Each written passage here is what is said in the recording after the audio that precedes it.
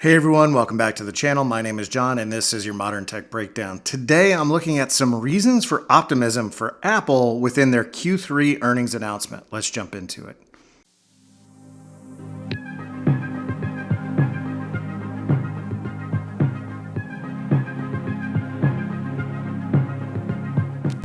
All right, so Apple announced their quarterly results yesterday, and the financial aspects of it were very positive, but that's not all that interesting, as it seems like they pulled some iPhone demand forward due to looming tariffs. But what is interesting is that I got the sense from Tim Cook's statements that they are convinced of the importance of AI and are aligning the company to deliver AI product features. Here's a clip.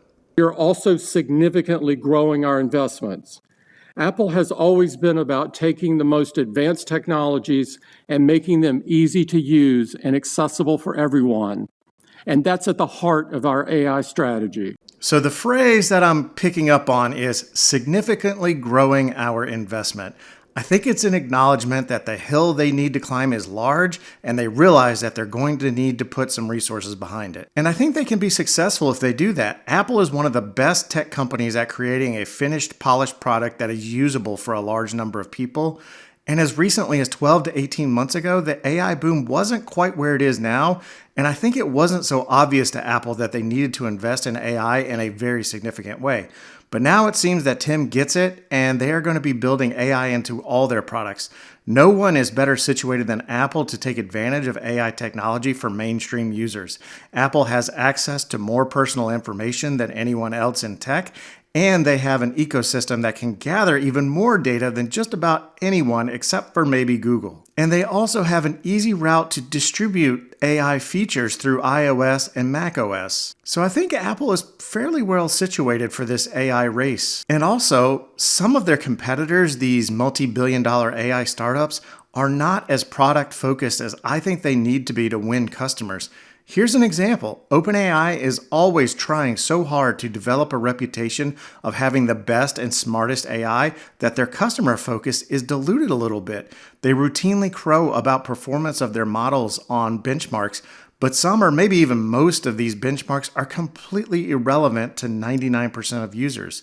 The average user is never going to ask an AI model to test Artin's primitive root conjecture. And this is where Apple's product design know-how has a big opportunity to shine.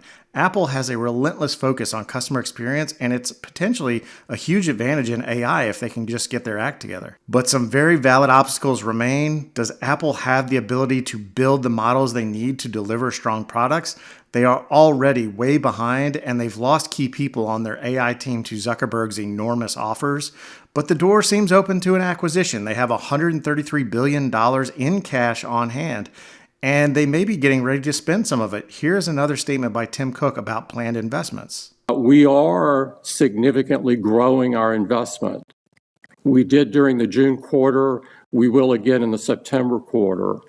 I'm not putting specific numbers behind that at this point, but you can probably tell in the guidance that things are moving up. We are also reallocating a fair number of people to focus on AI features within the company. So again, the phrase, we are significantly growing our investment comes up. And there's been rumors about Apple potentially buying one of the large AI startups, potentially Perplexity or someone else. And I think there's a strong chance that this happens, as the biggest outstanding question is technical delivery for Apple. I think they can design winning AI products, but can they deliver them technically? And an acquisition could really help make that happen. So I know Apple is way behind in this race, but I'm still optimistic they could catch up in a meaningful way. I think the next 12 to 18 months are crucial. But that's all I have on Apple today. As always, thanks for watching. Please like, comment, and subscribe, and I will catch you next time.